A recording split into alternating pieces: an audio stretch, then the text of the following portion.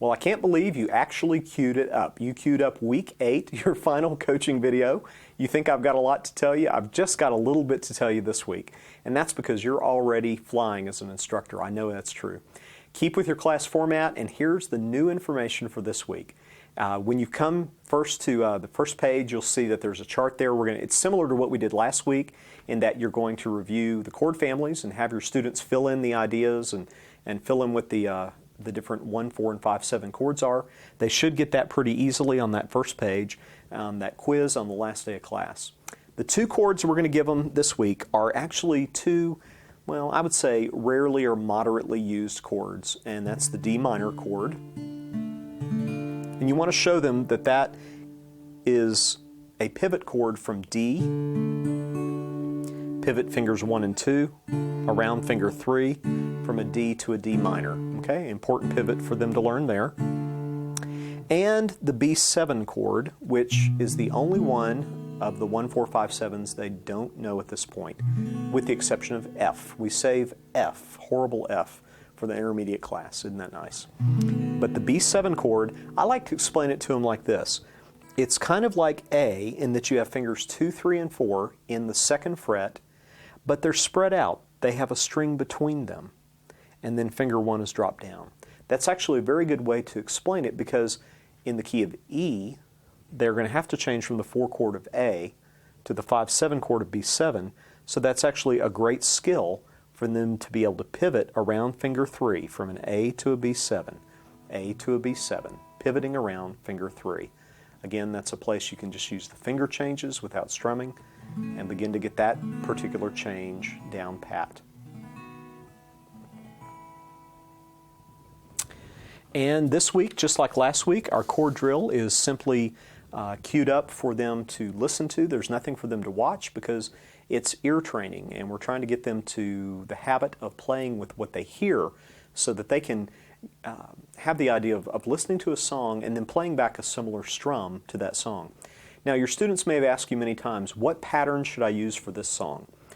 At this point, they can begin to be freed up some from that, and they begin to realize, you know, most songs have a fairly unique pattern. Most songs have one pattern that's a little bit unique to that song, and if I can hear that and play it back, then I can make that song sound good in a very natural sort of way. And so you want to teach them just to play it by ear.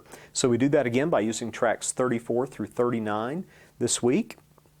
And our final song, they get that this week. And really they are set to go at this point. Now there are a couple of things in their workbook that you might want to show them as bonus material. One is we have the 3 pages that have just the chords they've learned in Beginning 101. Matter of fact, if they've probably discovered this, and these are good sheets for them to even pull out of their book and to lay out if they're needing a quick reference kind of a chart for their chords. Another thing that they have in there is instructions on changing strings. Now that's a written explanation, but you and I know that changing strings is a skill that, well, it takes a few times doing it to really get it. So I would encourage you to add or offer a bonus week somewhere in your course, somewhere in your class. You may have done what we suggested, which was have 4 or 5 classes and then skip a week. In that skipped week, that might be one where you would offer like an evening, let's say a Wednesday evening. Everybody from all your classes who want to learn how to change strings could come out with new sets of strings, and you could spend an entire 45 minutes or hour together just changing those strings. That might be something nice to do in the middle of the class with no new information. It might be something you want to offer at the end of the class, but that's considered a bonus extra feature, kind of a little added thing that they weren't expecting, but you can meet with them a 9th time, and they will really appreciate that. And of course, if they can change their own strings, then they're that much more self-sufficient as a guitarist. And so that's a great skill to offer to them.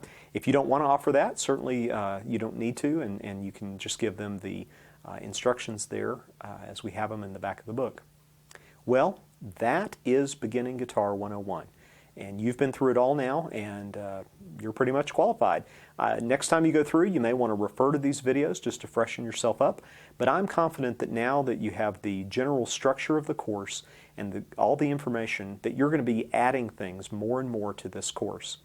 If I can, I would really like to encourage you, if you add something, especially if it really works for your students. In any of those lessons, please, please email those in to Guitar Masters. You can email them to me personally, Todd Henke, or you can email them to anyone at guitarmasters.net, and they will get it to me.